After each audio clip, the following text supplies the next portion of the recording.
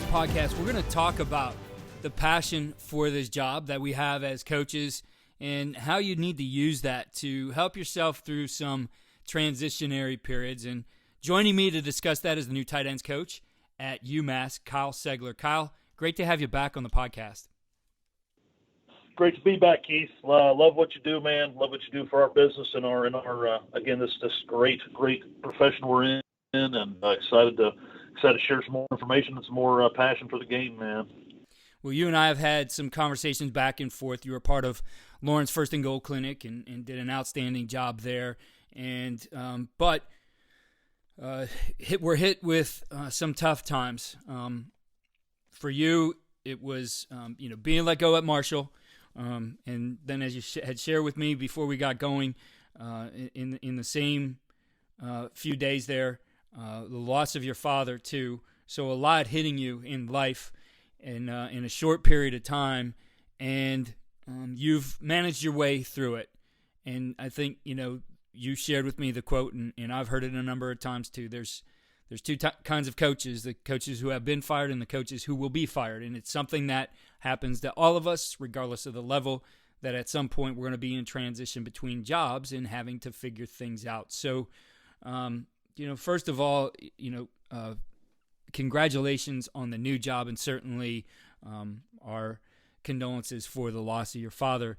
But I am happy to see that you are moving forward in our profession and have the ability now with this new opportunity to continue to do great things.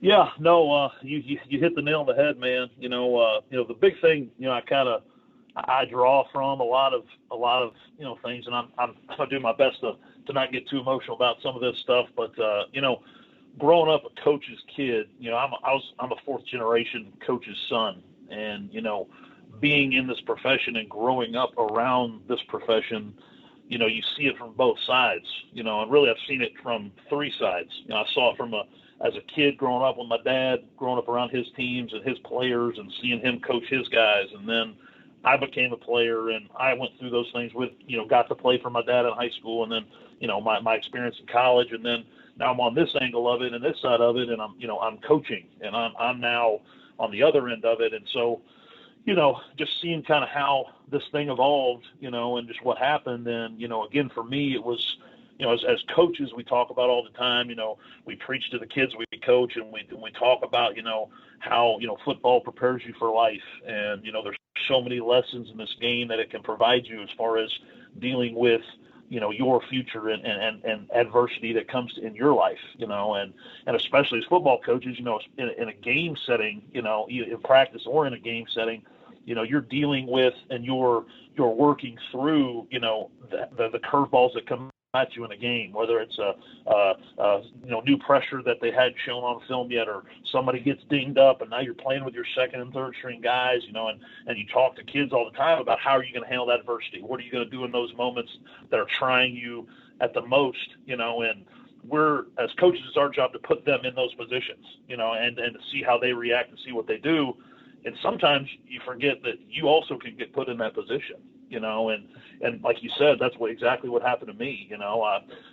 We go 7-3, we win the East Division of Conference USA, playing a bowl game, and I'm sitting there, and there's not a group of five coach who would trade positions with us at Marshall and thinks that we obviously got a good thing going, and next thing you know, you get the rug pulled out from under you.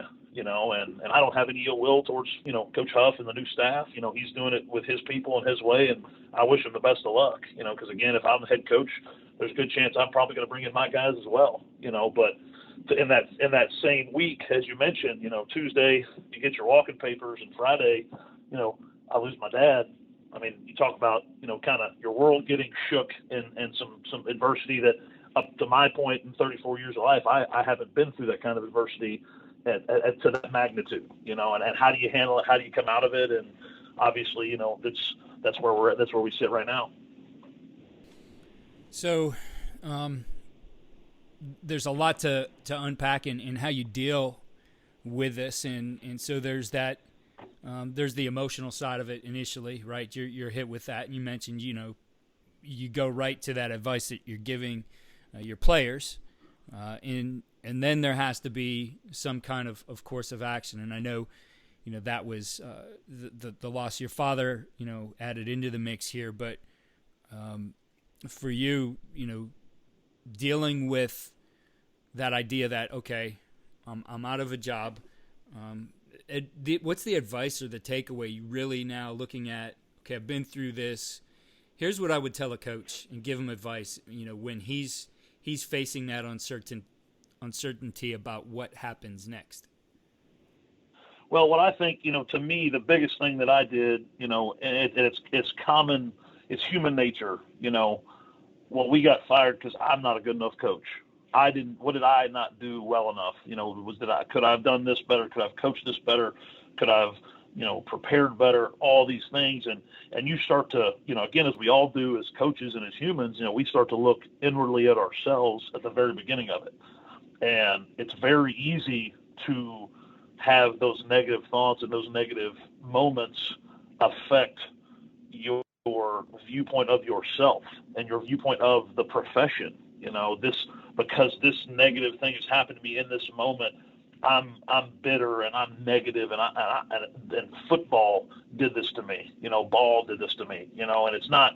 It has nothing to do with that. It's just the way, that's your journey. That's the circumstances you were in that time period. And to me, like, that was one of the things that, before my dad passed, one of the things we talked about that week, when I had to call him and tell him, hey man, like, I just got to let go, like, this is, and like, that was one of the first things he told me was like, hey, listen, man, you're in the position you're in because you're a really, really good football coach. You're an intelligent guy. You care. You're passionate about it. That's not why this happened. It's not because you don't care enough. It's not because you don't love it enough. It's because this is just the circumstance, man. This is just the roll of the dice you had, So to me, like, that was kind of the boost and the kick that I needed to be like, hey, you know what? He's right. I coached a first-team all-conference tight end this last year. I coached the year before that. If my man that won the freaking Mackey Award isn't in the conference at FAU, I probably coached back-to-back first-team conference tight ends. So obviously, that's not what the issue was. It was just the circumstance, and the big thing is obviously, to me, the one thing that I claim as a benefit really that helped me really sort through it and kind of keep my focus on trying to find that next opportunity and keep my head on straight was, at the end of the day, I got 2 kids, man. I got a wife. That's what my priority is. Everything I do, every decision I make is about them and what I can do for them. So you don't have time to sulk, and some guys go through this period too, where you're like I said, you're kind of, and it's natural. I mean, the mental health piece of this is something that is not discussed. It's not talked about. Nobody has the courage to stand up and be like, yeah, man, like, when this happens to you, you get down, you get depressed, and it's natural because, again, just this is a life possibly altering thing that happened to me, and sit here as I sit right now, and I'm blessed enough to have the ability to get to coach again, and I have another job, like I talked to you about before, like, you don't realize how much you love coaching and how much you love ball till that gets taken away from you, and lucky for me, it was a short period of time till I had an opportunity to get it back. But, again, having that support system with your family, having that support system with other fellow coaches, again, some of the guys that I came up in this business with, those guys were the first to call me, and those are the guys that they worked to try to help me find something and get an opportunity other places. And those guys, because they knew obviously what kind of person I am, but also what kind of coach I am, they went out of their way with their own problems and what they're dealing with in their day-to-day to try to help me out, and that's what is so special about this business. It is brotherhood. You got guys that are willing to do that for other people because of the relationship that and the impact you've had on them, and vice versa. Again, those are the things that, like I said, are, kind of, it's not necessarily under the rug, but it's just not talked about enough, and it's because it's going to happen. You said it earlier. It's going to happen to everybody, and to not have an idea or a plan of action going into it until it happens to you, because again, this was the first time this happened to me, so it was, I didn't know what to do. I didn't know what to think, what to say, and having that support system with those guys obviously was a huge, huge impact on me. So the plan of action is probably a very important component that coaches, like anything, right? You got to have contingency plans. You have to plan ahead. You don't want to think about this, but you might want to, have that kind of laid out, like, if this doesn't happen, here's the plan. Because, you get to those points when you're not having a good year that you start to have that anxiety too about, geez, are we going to lose our jobs? What's going to happen on, that Monday after the season ends, and all those kinds of things too. And, you don't want to be left scrambling necessarily to figure it out. So what are your recommendations as far as putting together a course of action and what you can do to find your next gig? Well, the first thing is obviously, you have, like I mentioned a second ago, you have your network of coaches and friends that you have at your core that are in your, support group, your support system, and those guys, like I said, they're your guys that are going to take your call thick or thin, no matter what logo's on their shirt. They're going to take your call, and they're going to do whatever they can to look out for you. And I think that's the biggest thing, is you have your inner circle of people that, you trust and that will help you. The other thing again is, and we talked about this before.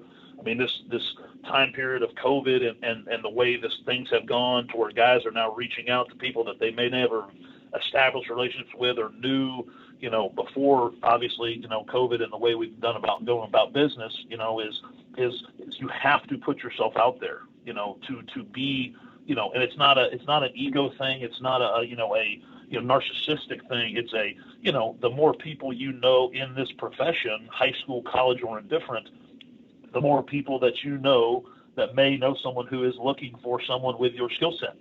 And, you had on here, not too many episodes ago, one of my dearest friends in the world, Matt Powell, talked about coaching where your feet are. And I'm a huge proponent of that as you could possibly be, and again, Matt and I see eye to eye on a ton of stuff. That's probably why we're so close. But, I'm not saying you continue to talk to those people because you're looking for jobs. That's not what I'm saying. I'm saying just, again, get yourself out there, put yourself out there to where if you do, God forbid, get in this situation, now there's just more outlets and more people who have other opportunities or may know people who have opportunities out there.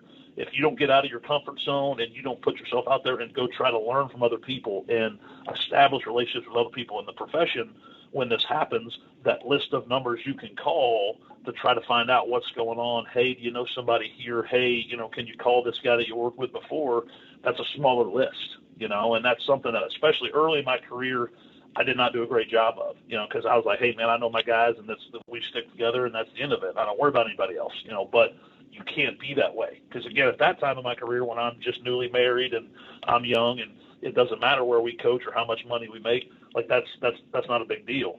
But now you fast forward to being 34 years old, having a 5-year-old and a 1-year-old little girl and a wife that's, you're responsible for their well-being. That changes drastically, and I think that's the biggest thing. I think to me also in the off season, which is the appropriate time to do this, I think you need to have all of your professional documentation, cover letters, resumes, installs / teach tapes. All that stuff needs to be updated and ready to where, again, if this does happen, now I'm not scrambling. I'm not, hey, you got kicked out of your office and you don't have access to any film. And since you didn't do the work ahead of time, you don't have the ability to prepare the way you should for an interview or to be able to have an opportunity to, again, put yourself out there and possibly get another opportunity to coach, and again, when you look at all those things, like that's cumbersome. I mean, that's a lot of information. That's a lot of stuff, but again, one of my favorite sayings when it comes to, football and life, and all my former players have heard me say this at one point or another: if you want peace, prepare for war. I may not hopefully ever have to get worried about getting fired again. You and I both know that is that's definitely not going to happen. It's going to happen again at some point. But if you are preparing yourself to where when it does happen, you have all the tools in your tool belt to, again, come out on the other side, you're not going to have that just complete despair and just frustration you feel of, now not only do I not have a job, now I can't prepare the right way to have a job. And if something was to present itself, I can't even put my best foot forward to try to get one of those jobs because I haven't prepared on the back end, or excuse me, on the front end for something that happens to me, negatively on the back end. Yeah, I couldn't agree more. There's a lot of work to do to make sure that you're updated on on those types of things. When you're looking at that, and I know for you, your background's O-line, you coach tight ends. That's kind of the things there. That's your skill set. Do you look at any things that you might prepare your professional development that you want to show in, maybe some of the areas that you haven't had the opportunity to work in yet, but you've expanded your knowledge or you've worked on yourself, professionally and understanding some other things as well. So you show some, I guess, versatility that you don't get pigeonholed that you always have to be, this type of coach or this position or whatever it might be. No question, and again, that kind of comes, that immediately goes, I point the finger at you, again, what assets and what tools are out there?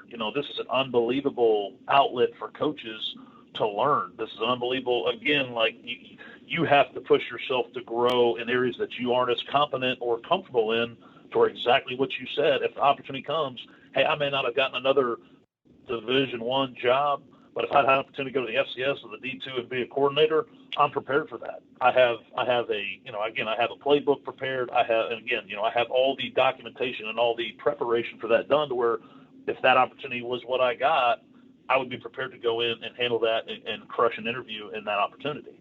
And, again, the double side of this thing, the backhanded part of this, which I love too, is if you update your teach tape and you update your clinics for whatever positions you're passionate about. And again, I got buddies, heck, one of my buddies is a big time quarterbacks guy, and all he wants to do is coach O-line and talk O-line play and all that stuff. And he's got as much O-line stuff as I do, so have different things that you're passionate about, study those things, learn those things, and prepare yourself to where, again, hey, listen, and I'm no different. I'm looking for an opportunity to finally break in and get into the offensive line room at the Division I level. That's my next goal and what I want to do, because that's what I played and that's what I'm passionate about. So I'm prepared to go today, any day of the week, go, and I can talk O-line with anybody. I have a presentation and I have teach tape prepared to where, again, when I get that opportunity, we're just going to hit the ground running. It's not, well, no, I don't have anything like that because that's not what I coach. I just specialize in my area, like you mentioned, and the other part of it too is you're more prepared to coach the players you currently coach.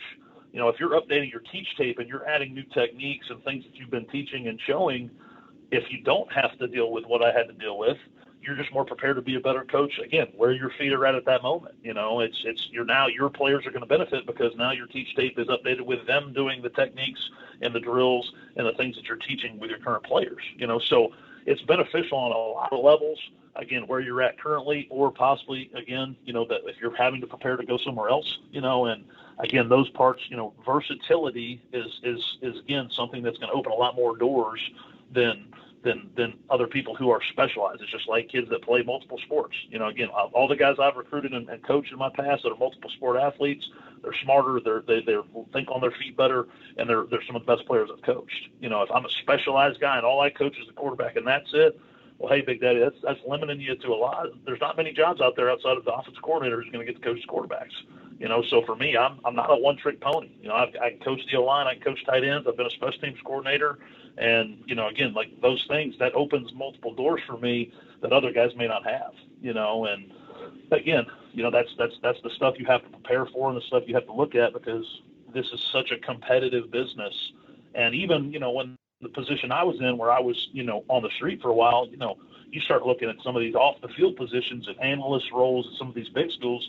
Some of those jobs are as sought after and it's hard to get as a full-time job, an on-the-field coach nowadays, and, that's the world. Again, that's what you're looking at and where you go with it. And so, again, you have to, like I said, if you want peace, prepare for war, man. And, if you're ready when that happens to you, now it's just about networking and getting on the phone and getting in contact with people to try to get your foot into that door and try to get yourself that opportunity to interview with those people.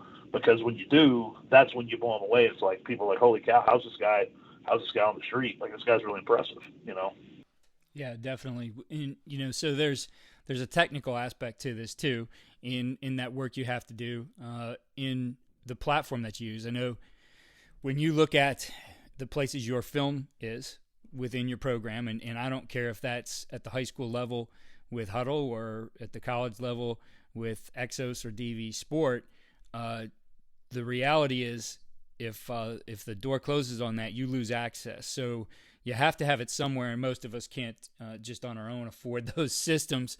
What recommendations do you have as far as how you put those things together? So that's the content that you own, and you have readily available for you. What kinds of things do you use? Well, for me, the first thing, obviously, any coach worth their salt nowadays, especially my generation of coaches, you're gonna have at least 1 to 2, sometimes 3 or 4, large storage, 2 terabyte hard drives, to where it doesn't matter if the building's burning down, we can load the film on that sucker, and we can get out of here. We're gonna be okay. We can have a chance to watch film, and we're not gonna be in that position. For me, a lot of times, I say a lot as a coach, there's 2 people in the building you need to be really, really close with. It's the equipment guy and it's the video guy, because if those guys are willing to help you and take care of you, a lot of times nowadays, they can transfer the film pretty quickly to other schools and where you're going. But also you have to hard download that stuff. And again, you have to be prepared to set up the multiple platforms, and my video is set up obviously because we were an EXO school at Marshall, and thankfully we're an EXO school here at UMASS, so it was easy to transition. You plug and play and load it up and let's ride. But also I had some of those presentations, especially interview materials, saved to where, I could play it on Huddle. I could play it on, basically on Windows Media Player if I needed to, whatever it took, I'm going to get it done. And I'm going to make that platform work for me. But, again, especially, with the advancement of technology and what we have as far as these platforms to watch film and to do those things on, I think, again, you've got to find a way to make it work for you, and again, prepare for all scenarios, like I said, because again, at some point, heck, if I had to, I can go make a freaking DVD of some of this stuff and put it in the DVD player and make it happen. Because how bad would you feel if you get to an opportunity where, my film doesn't work and I can't play it because I haven't gone through these channels to secure that and make sure that works. And that could be the difference if you get an opportunity or not. Yeah, very competitive, and you do have to stay on top of it, and that's at every level today. I mean, if you want to get a good high school job, you have to be on top of it there. I mean, there's one thing for sure. If there's a job open in football, you're going to get 100 applicants for it, and it really doesn't matter the level, right? There's a lot of guys who do want to get into coaching, and it makes it very, very competitive. So, yeah, you have to stay on top of it, be ready for those things, and you really can't use that as an excuse that I lost my film. I think it says a lot about you and your preparation that you found a way to get it done anyway. No question. And again, to me, I just go back to this, and I'm sure I said it last time we talked, everybody has their different way they came up in this business. And some guys were the 5-star players that had a chance to play at the Power 5 schools, and that's the only experience they know. They only understand, I always joke with my close friends in the business, they only understand that shrimp cocktail lifestyle. They don't understand. Again, I played FCS football. I coached in the FCS for 7 years, the beginning of my career. And when you coach at those lower levels, it teaches you a lot about adaptability, and it teaches you a lot about, hey man, I don't want to hear about the labor. I just want to see the baby, and you gotta those excuses, you get away from that stuff, because you have to do more with less. You have to be the position coach, the academic coordinator, the social worker, the psychiatrist, and sometimes the parent, for these guys. And then, oh, by the way, you got to have your meeting prep done, your video done, and clinics and all that stuff done.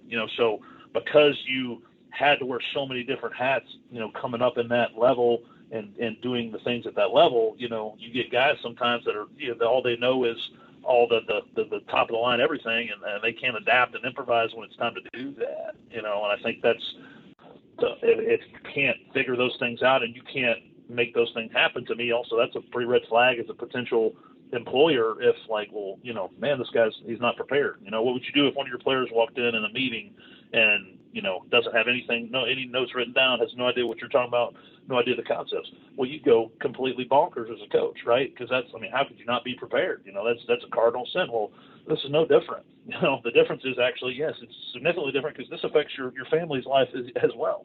So it's, to me, it shows to me, like you said, it shows to potential head coaches, potential employers, like, hey, this guy's got his ducks in a row. He's sharp. He's prepared, and he's going to make it happen. So obviously, I know that when he's put in those scenarios and situations with us at this program, A, B, C, whatever you want to say, he's going to be somebody that's not going to get in that moment and crack. He's going to be ready to adapt, to, again, make it happen and to make the best of a bad situation. Because, again, we talk about that all the time in football. Again, how can I take something bad and adversity that happens to you and spin it and make it positive for myself and my teammates? Well, again, now yourself and your teammates just happens to be, your wife and your kids in this situation. So we're in kind of an odd year here with, seasons staggered. So we've gone through the Black Monday for the FBS level, and now, the smaller college levels are playing here, and maybe there'll be some transitions for them, and certainly down the line when we get through this cycle again, there'll be people out there in this situation. So, the good thing about this podcast is it's evergreen content. These principles apply. So for that guy who might pick up this podcast later down the line and see there's something about transitionary period here in coaching, what advice do you have to that coach as he faces this and makes his way through to his next opportunity?